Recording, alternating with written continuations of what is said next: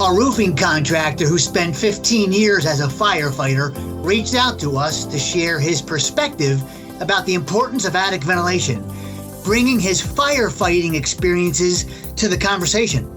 Hi there, welcome back to another episode of our podcast, Airing It Out with AirVent. My name is pscelsi. I host AirVent's Attic Ventilation Ask the Expert seminars offered every winter to residential roofing professionals all across North America since 1998. Jason Verbecki was a firefighter for 15 years in the Detroit, Michigan area and then in the Charlotte, North Carolina area. He's a full-time roofing contractor at the Allard Roofing Company in Fort Myers, Florida, and he's our guest today. Welcome to the podcast, Jason. Oh, thank you. I appreciate you reaching back out to me after that email. I just hope I can bring a little bit of knowledge to everybody about ventilation. I'm very passionate about it, as you know. I just hope I can kind of clear up some things to a couple listeners if it's possible. And to throw out a disclaimer, I'm no vent guru. So like there's plenty of people that probably have way more knowledge and can teach it a little bit better. But with my experience, I went through a bunch of classes, a bunch of courses, seminars, but I put in the work, I put in the research, I put in the need and the passion for wanting to learn more about it. And we had training hours, and I would, go above those hours because I was just that guy. I always want to learn more, and I feed off of that. And that's just one of the things that hopefully it'll kind of branch off, and you'll be able to tell that through this podcast episode. And with your seminars, hopefully this can get me in your good graces to where we can get you down here in Fort Myers, Florida, to do one of your seminars for us. Absolutely. Thank you, Jason. And I know you're passionate from the short time I've known you, and thank you. So Jason reached out to me via email for our listeners in response to one of our email blasts that AirVent sends to the industry, sharing tips and resources. Jason responded to one of those e-blasts. And if I may, Jason, I'd like to just share with our listeners your comment in that email. The importance of attic ventilation on an active fire scene early and in coordination with the fire attack crew can make or break the outcome of the incident. Jason, would you please elaborate a little bit for me and our listeners? How specifically can proper attic ventilation or the lack of it make or break the outcome of a fire incident? Yes, sir. To go a little bit back on, my experience, I started out at a young age, and then I transferred over after 9/11. I wanted to do something more, and I became a firefighter, went through all the classes and everything like that. As I said earlier, knowledge is power. So I was in every course I could get in. When I eventually got on full time, I became an instructor for the college to teach newer guys coming in. And one of the things that we did in North Carolina was we had live fire burns, and that was part of our training. We could do that in the state. It was allowed there. But we had a group of it was maybe 20 units of trailers that were getting demolished, and they gave them to us to do training on. And one of the actual live fire scenarios that we went through is we would bring a company in with us, and we'd go over the steps of fire growth. We'd light some pallets and hay on fire, and every 30 seconds, fire doubles. So we would sit there, and this would be my part of the training is I would sit that company there, light the fire, and I would tell them, okay, every 30 seconds a fire doubles. So let's sit here and realize how that translates being into the situation. So we would sit there, let it grow, and I would be talking and throwing out some statistics and scenarios and saying like, okay, well, the homeowner just realized that the house is on fire. Now the homeowner's scrambling to get his stuff, get dressed, get outside, get to a safe area. Now he's calling 911 to contact them and say, hey, I got a house fire. It's getting out of control. I need the fire department. So that's 2 minutes. All right. So now 911 contacts the local fire department, and those guys get up out of bed and and they get their gear on, and we got to do donning drills, and you got to be geared up within 30 minutes or 30 seconds. Sorry, 30 minutes. Okay. Yeah. But 30 seconds, you got to have your gear on, be on the truck, and that's, you know, your gear, your air pack, everything you're on, and you're driving down the road going to the scene. By the time we show up, average response time now you're looking at like about 7 minutes, 8 minutes from the initial homeowner realizing that the house is caught on fire to the initial time that the first engine gets there. You're looking at 7 to 8 minutes. Fire grows double every 30 seconds. And the whole time we're sitting in this live burn, and I'm trying to explain to these guys, and they're watching this thing grow and grow. And we're watching smoke bank up to the ceiling, bank back down. And now it's everyone's crouching down and getting on their knees because they can't even see me anymore. And, you know, we're just trying to give them that experience because nobody understands that factor into it. Like, it seems like an eternity before that first truck gets there. But by the time they get there, now they're jumping off the truck, they're catching a fire hydrant to get a water source, and they're pulling hoses to get them to the door. And then every 30 seconds, it's double. So, you know, that's where it comes from. And time is of the essence. So when we break it down to the roofing terms, you're looking at an attic, and obviously it's not under fire conditions. I'm not trying to say it's the same thing, but no. we're looking at an attic when you put years on that, and 10, 15 years, and we're looking at manufacturers' warranties for their products for roofing and underlayments and shingles and all that stuff. When you put that into the scope, you're putting all these years on that roof with the sun baking it. And here in Southwest Florida, you know, you got the sun baking it up top, and then, you know, you're trying to cool it off as much as you can. So we're making these houses more and more energy efficient. But the problem is we're not exhausting any of this hot air to go anywhere else. So it's sitting in your attic. And I mean, that's pretty much the gist of it. We got to understand that we're putting more years on that product, and we're lowering the life expectancy of that product. And we're doing a disservice to our customers, the homeowners, if we don't have the knowledge ourselves. And there's a lot of contractors out there that are just stuck in old ways and don't understand, like, you have to move with the times. The research has been done. There's a thing on YouTube, and this was one of our training sessions with the fire department. It was a UL study about the flow path of fires. And they did it on Governor's Island in New York. And they lit up these complexes. And I mean, they were trying to push fire and see how they could change course of fire and see if they could push it into another room. But what they ended up realizing was they could create chimney effects. And that's how they were moving the fire. It wasn't because we were pushing it with the fire stream or the water stream or anything like that. We were pushing it with introducing an intake, which is, you know, what we're talking about here with roofing. You want intake and exhaust. To get that airflow, to get those hot air out of your attic. So they understood that opening a front door was giving you intake. And then your exhaust was your vent hole, which that's where I came into play. You know, I started out on an engine company, and I got no problem with going and putting the wet stuff on the red stuff. I mean, anyone loved to do that was in the fire service, you know, and I loved it. But I had leadership that was smart enough to realize that they had a diamond in the rough on their truck. You know, I had a Captain Farley and an engineer by the name of Sean McBride. They ended up going to the administration and saying, "Hey, look, we have a former roofer on an engine company pulling hoses. We're missing the ball. This guy should be on a truck. He should be on a vent crew." So they ended up transferring me over to the ladder truck. So, you know, and that's where I got more and more in depth with ventilation, and that made me dive more into it. And I was already comfortable being on the roofs and running around and doing that and cutting holes. But, you know, it really was a big kudos to them for realizing you got to have the right personnel in the right positions to make stuff work better. Sure. And that goes with roofing companies as well. Have the right people in the right positions. Yes. Thank you, Jason.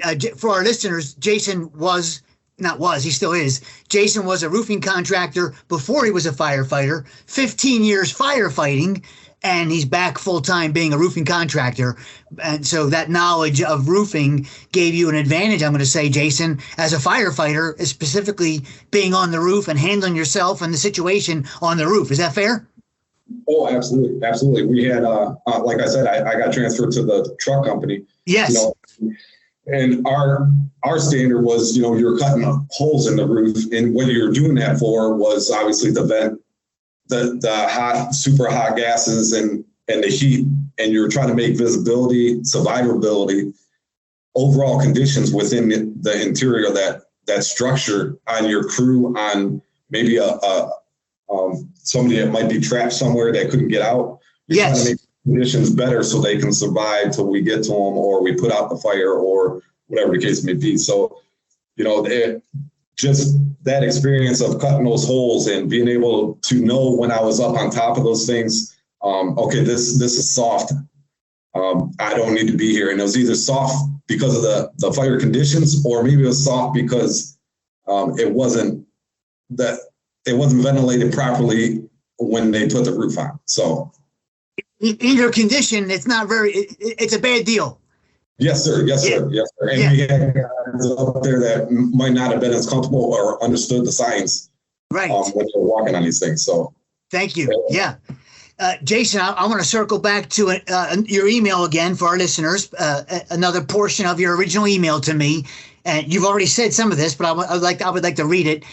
I have seen fairly new roofs that look 25 years old due to lack of proper attic ventilation. I have seen sheathing, the roof deck, that had moisture, even dry rotted from the lack of or improper attic ventilation. And that's what you've seen in your experience that you shared with me in that original email. Thank you for that. Jason, you didn't know I was going to ask you this, but I think you'll be okay winging it. Could you give an example of a fire scene where they did not have proper ventilation versus a similar fire, if that's even possible, and they did have proper attic ventilation? Like, are those two different fires? Yeah. They're definitely two different fires. Like I said, the original statement that I made and you brought up, you know, it makes or breaks the scene. And to give you a couple real life experiences, I got a bunch of them, and that's why I said I can talk for hours about this stuff. I'm passionate, and I love the firefighting, I love the ventilation, I love all this stuff. So, but I had an incident where we had a structure fire, and I was coming from a volunteer department where I lived, but I would go into the city where I worked. So I was also a volunteer on there. But I was going into the city on this structure fire, and the battalion chief that was on for this incident heard my voice over the radio because I was sitting in the officer's seat coming from this volunteer department because I had more experience. So they wanted me to be in the officer's seat.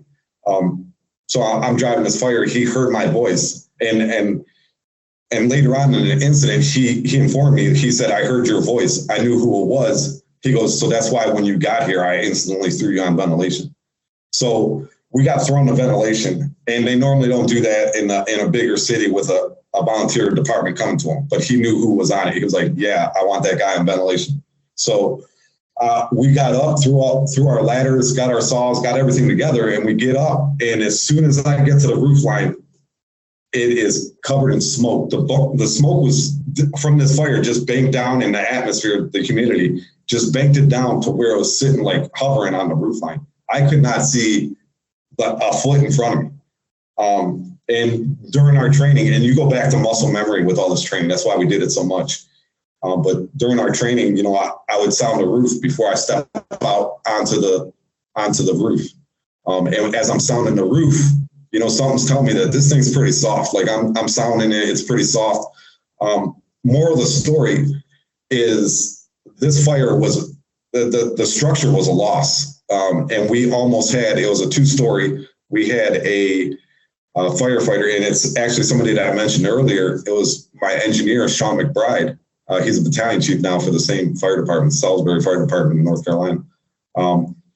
But he was interior on this fire, and he was on the second floor, and the floor wasn't there. He was sounding the floor with his foot, and as he was advancing trying to get to the fire, he went to sound the floor. There was no floor there, and he almost head dived to the first floor. So they ended up calling a mayday inside the structure fire, and I'm up on this ladder and I can't see. And I radioed down the battalion and I said, "Hey, look, I can't even see the roof line. The roof seems spongy. I don't think it's a good idea to be going up here and cutting a hole." And he's like, "All right, come down. I'm going to reassign you anyways. We have an emergency that's inside. We might have a RIT." And that's rapid intervention crew. I'm sorry. Thank you. That's good. That's good. But RIT is the rapid intervention crew. That's a team of firefighters devoted to just being there for firefighters that go down. They do nothing on the scene. They're only there if a mayday comes through. So he was like, "I want you to go to RIT." So I ended up coming down off the ladder. Now I tell my crew, "Hey, grab all the air bottles that we can get, grab some saws, grab axes, grab Halligans, all these tools, because we might need to go in there and rescue one of our own brothers." And I say, grab a tagline, which is a rope that we can take in with us. And normally we go in with a hose line. I'm like, "No, we're not taking it. It's going to slow us down. We're going to get our brother and get the hell out of there. That's all we got to do." So we ended up tying to a tree. Thank God, when he went and sounded the floor, his foot went through and he almost did a head dive down to the first floor. I think it was his engineer was behind him, grabbed his strap to his air pack and was holding him. And then he reached back and grabbed a door jamb. So he was holding his air pack and holding his door jamb, and there was no floor in front of him on the second floor. So he was just holding them up like that. And they were sending us in. And as we were getting ready to go in, they were coming out. And then, we de-escalate the incident after everything's said and done and the fire's out. We de-escalate the incident. And McBride's seen that I was on the RIT crew, and he says later on, this is a couple days later, he says, "I'm so glad that you're on that RIT team." He goes, "Because I know who was coming in to get me, and I know I was going home to my family that day." Wow. Yeah. But to change direction and say how it works for you, we had another structure fire where we get called out. It's middle of the night, probably like 2 a.m. So we're already behind the ball. We're not active. We're sleeping. We're already behind the ball. It takes us a little bit more time to actually wake up, get downstairs, get dressed, go to the scene. We get there, and I'm on the ladder truck working for the city this time.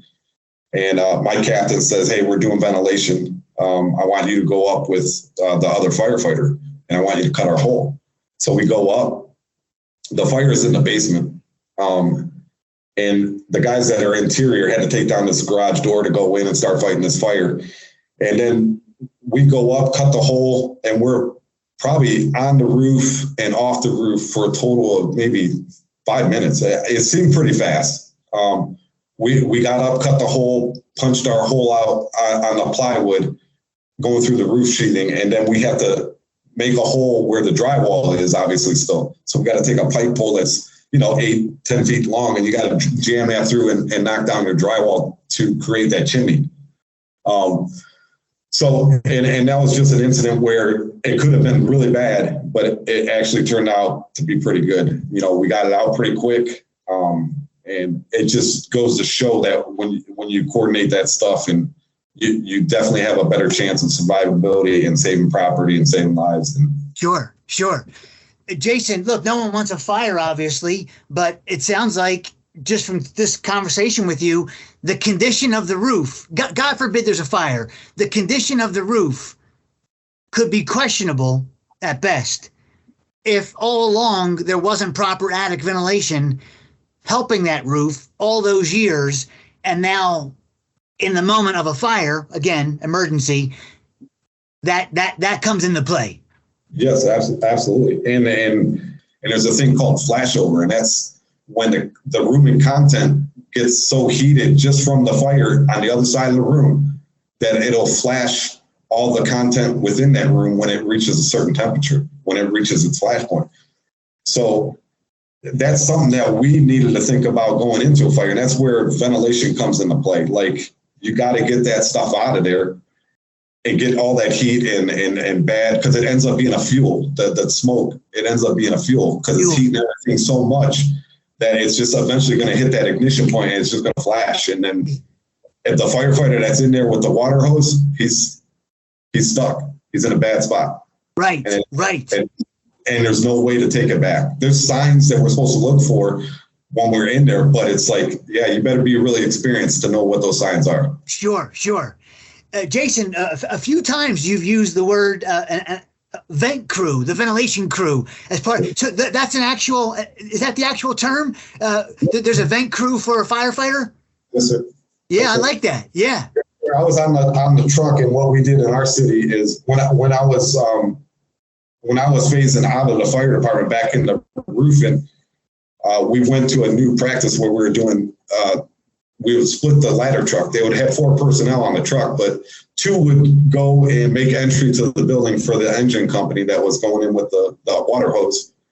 But 2 would go in, make entry, and then they would do a search. They would go look for survived victims and people that couldn't make it out, and they would also be searching for the fire while they're in there. But they got no water hose, so they're moving fast. They're a rapid team. They're going in to be like bang bang and find their victim or find the fire and relay it back to the hose company that's going in to put out the fire. And then the second crew would throw ladders all around the exterior to egress points, windows, and then they would be setting up for ventilation. And then the vent crew would go up and make their cut. And going back to how we're talking about at the beginning, where you're coordinating with the fire tech crew, if the vent crew and the fire tech crew didn't coordinate properly at the same exact time, they're cutting a hole before they're ready, and that fire is going to grow exponentially because you just opened the door and you opened the roof. So now you're introducing oxygen to the fire for one, and then you have an exhaust point. So that thing's you're feeding it, and that thing's just going to grow and grow and grow. So if they're not ready, you just put yourself in a bad spot, and you put yourself behind the 8 ball. But yeah, it's coordinating, and obviously when we break it down into roofing terms, coordinating and making sure that you have the right personnel, like I said earlier, that knows intake to exhaust, and not being that dinosaur of old days where you're like, more is better. Let's just throw a whole bunch of ridge vent, some whirlybirds, some box vents. That when I first came into the industry, I'm ashamed to admit this, but we did that. I was working for a company, and you would put ridge vent from end to end, and you would put some box vents up there with it, and you would put maybe a whirlybird because the customer asked for it, and you didn't know any better, so you were like, hey, more exhaust, great.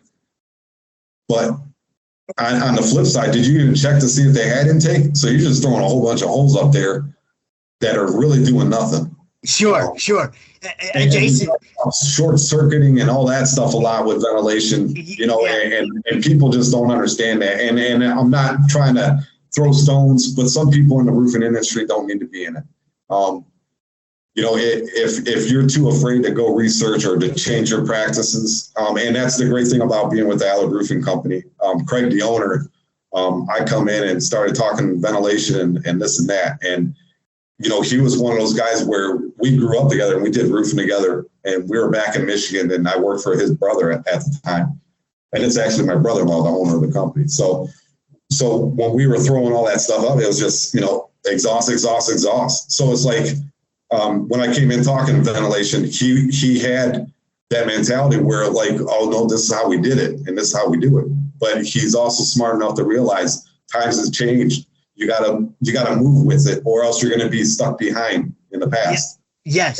And a lot of your stuff with your company, obviously getting that stuff and handing it out and showing. And I revamped our website, and I did an attic ventilation page so our customers can go in and they can have that research, because an informed customer makes it easier for us to be honest. It was part of our training. Craig made it a point to where I had to do a actual block of time during our training through the month to where I had to explain our ventilation page and how our estimators could go in there, use the calculator to determine intake versus exhaust and get your proper NFA values and stuff like that for products. Yes. And that's where you guys came into play. I downloaded this app called AirVent, and it gave me an understanding for the NFAs on products. You know, if not, I would have been searching for hours looking for this stuff. That app has saved me more time than you guys realize. And that's why your e-blast, I always read them. Your podcast, I'm always listening. If I can learn something, I definitely want to learn it. I don't want to be that misinformed guy sitting in front of a customer and they ask me a question and I'm stumped. I don't want that. Thank you, Jason. Boy, you've said a lot of things that caught my attention. Thank you for the kind words. For our listeners, NFA is net free area. Every vent manufacturer assigns a net free area value to its vent. That's how much air can go through the vent. Jason, thanks for the comments about the app. Awesome. I'm glad you were able to revamp or improve your website or add some features to your website. For our listeners, we have a portion on our website, airvent.com, called Homeowner Hut. And it's got content to help you, the professional roofing contractor, explain things to the homeowner, or the homeowner might do some research, like Jason said, an informed homeowner. So they might do their own research. So anyway, Homeowner Hut on airvent.com. And then 2 more things, Jason. Yes, I just wanted to share for our listeners who may not be as well versed on attic ventilation. When we talk about attic ventilation for a house, we mean that incoming air and exiting air through the attic. So the incoming air enters through the intake vents placed in the soffit or the overhang of the house, or very low on the roof, and then near the edge of the roof. And that incoming air helps to flush out any heat or moisture buildup in the attic and pushes it through the exhaust vents, which are positioned either at the ridge, like ridge vents that Jason mentioned, or near the roof's peak. Jason, I chuckled privately listening to you. Before I got into the industry, and I'm not a contractor, I'm not, but I talked to a lot of them. Before I got into this with AirVent, I thought more was better. If I saw a combination of vents, first of all, I didn't even know that was bad, but I just thought that, okay, they're loading up on exhaust. But now that I'm in the industry and I've done the research, yeah, you don't want to mix types of exhaust. You want to stick with one system so we don't short circuit. So thank you for letting me rewind a little bit there, Jason. Hey, Jason, you used in our correspondence that you used the phrase the ventilation guy, kind of casual, but I'm gonna ask you to explain it if you don't mind. At the Allard Roofing Company, I guess you're unofficially the ventilation guy. How, for our listeners, Jason, how has that helped the business, the company, by having at least some focus on ventilation? We actually have a lot of focus on it now. Like I said, Craig has taken this thing and ran with it. Like it turned him passionate about ventilation, to where he was doing his research and he was coming to me and saying, hey, what about this, and this? And he was learning just like, we all are as we transition over into this new thing. And it's helped us exponentially we get in front of a customer. And like you said, sometimes you'll have an informed customer that has questions. And if you're just a salesman out there and the only thing that you know is more is better, that ain't going to work for that customer. You just lost that sale.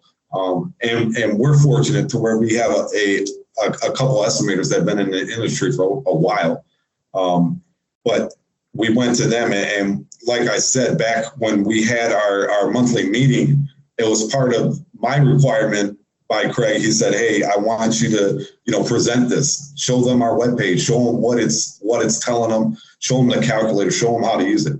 So we sat down and spent like a good 2 hours, hour and a half, like diving into it, coming up with the ratio and working out how you come up with the figure for how many pieces of either 4-foot ridge vent or whatever you need for ventilation to properly ventilate it. Yes.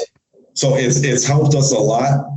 And having that updated webpage has helped us a lot, because when they hit our website, the allardroofingcompany.com, they're doing their research. And I wish more homeowners were like this, where they would do that research and be informed, because when they come to us with questions, trying to stump us or trying to make sure we know what we're talking about, that lets us know that we're dealing with somebody that understands what they're doing. They're not going to go to just any roofing company at this point, which they're all over the place. People that, like I said earlier, there's some that shouldn't even be in the industry. They just pop up and they're trying to make a quick buck. But they're not looking out for the customer. They're not doing them justification by putting a roof on there that's poorly done with poor ventilation, or they're still stuck in the old days, like I said, and they don't understand the importance of it. Yes. Thank you for sharing that, Jason. Jason, so I think you are the first roofing contractor I've ever talked to who's also a firefighter.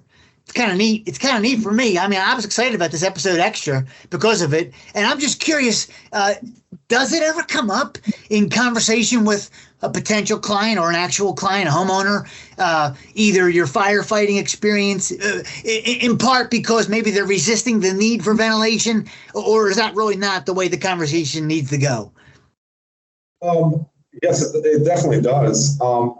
And when I first came to Florida and started helping my brother-in-law, like we were wearing a bunch of different hats. I think I told you this in a previous conversation, but we were wearing a bunch of different hats. We were just starting out the company, not that, and getting our feet wet with the company. And so I was doing marketing. I was doing the web design. I was doing pricing within our system that we use for measuring out roofs. I was doing estimates. I was everywhere.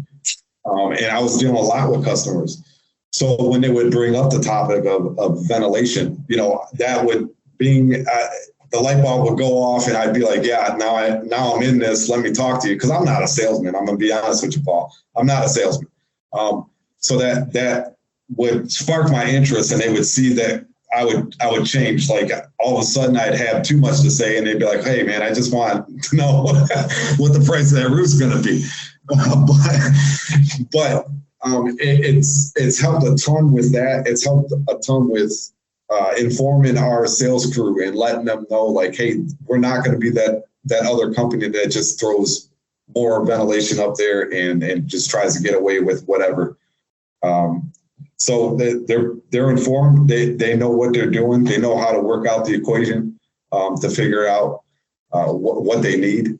But yeah, customers always ask about it. And as soon as I start talking about firefighting, just like with this episode, I run away with it. And that the customer realizes that they have somebody, that used to be a firefighter for one. So they kind of get a level of trust where the roofing industry gets a level of not so trusted. It's two different ends of the spectrum. So they hear firefighter and then they automatically perk up like, okay, well, I can trust this guy. But then I tell them I was on the busiest truck in the city. And, I was on the ladder truck. I was a truckie. I was a guy that went into the fire without the hose, and I was looking for victims and stuff like that. I was the guy that threw the ladder and went up and cut the ventilation hole. So they started hearing that stuff and they're like, okay, well, this guy's probably onto something about ventilation. So all those naysayers out there at those other companies that they spoke with, because they're getting 3 estimates just like everybody. And they're talking to another company that's telling them, ventilation, man, you don't really need it. It's not that big of a deal. Well, I mean, like I said, it all goes back to research. And, if you get passionate about this stuff, when you're crawling through those attics and looking for a leak, just look up and it'll speak for itself. You got that dry rot plywood and there's no leak anywhere in sight. It's just got nothing to do with that. It's got to do with the fact that the installation crew that did the previous roof didn't ventilate properly. Right. They trapped that moisture. Yeah. Yes, sir. They trapped it all in there, and it's cooking it underneath as well as on top, because you're in Florida, you're in Texas, correct? Yes, I am. I mean, the heat, the sun's baking it down all day, and I try to explain it to the customer that way, like it's an oven. You're cooking it from up top, and then you're cooking it from below. All you're doing is you're wearing that product out. It's not going to see its lifespan. You're going to have to replace it way sooner than you expected. Yes. So it always comes up, and it's definitely a key to some of our sales for sure. That's awesome, Jason. Man, I've really enjoyed this conversation, Jason, very much. So glad you reached out to me. As we sort of wind down a little bit, is there anything you'd like to add, Jason, for our listeners about anything, either this topic or anything in general that you would like to offer? Yeah, just for the customer out there listening, whether it be here in Florida, there in Texas for you, it's just do your research. You can find out about these companies pretty fast if they know what they're talking about, if they actually have done the work and they do good work. You'll see it in their reviews, not paid reviews, because there's a bunch of fake paid reviews out there too. But, you'll see the honest reviews out there, coming from customers with a heartfelt, appreciation for a company that came in, treated them right, didn't rake them over the coals on their pricing, did a fantastic job. Just do your research and understand that, that ventilation is key to giving you more years on that roof to where you're not having a turnover of 10, 15 years to where you got to replace, and these insurance companies down here in Florida, I don't know if it's the same in Texas or anything like that, but insurance companies here in Florida are forcing homeowners after 10, 15 years to replace their roofs or they're going to uninsure them. They drop them on coverage. So a lot of homeowners getting forced, they're forcing their hand to get new roofs. And it could be basically simply because they didn't have the proper ventilation, And so just do your due diligence, do your research, and be informed. So when you go to that contractor and you ask him questions and it stumps him, or he says ventilation ain't that important, time to hang up the phone and go to the next contract. I like it. Yeah. Thank you, Jason. Thank you very much. I appreciate that. Really enjoyed this conversation. Thank you for being our guest today. Thank you for initiating the reach out to begin with when you responded to that e-blast. And let's please continue to keep in touch, Jason. I want to keep in touch with you on behalf of AirVent and the industry and homeowners. Thank you very much, Jason, for your time today. I appreciate it, Paul. Thank you for having me. And like I said earlier at the beginning, we're going to get you down here to Fort Myers, Florida, whether you like it or not. We're going to have a seminar where you teach me something, and I'm just sitting there in awe of Paul. You're going to teach me too. We'll learn together, Jason. We're going to learn together. I love it. Maybe you'll get me on the crew to go around and travel and do some of these stuff. Hey, Jason, thank you so much. It is eye-opening to hear a former firefighter, who's also a roofing contractor, talk about his firsthand observations of the importance of attic ventilation. Well, that wraps up this episode. Please leave a review on YouTube or whatever platform you use to listen to this episode. Be sure to let us know if there's a topic you'd like us to cover in future episodes. Maybe you'd like to be a guest one day like Jason was a guest. Drop us a note on the podcast page of our website, airvent.com. You can also reach out to us on Facebook, Twitter, and LinkedIn. And please come back for more Airing It Out with AirVent. I'm Paul Pscelsi. Thanks for listening.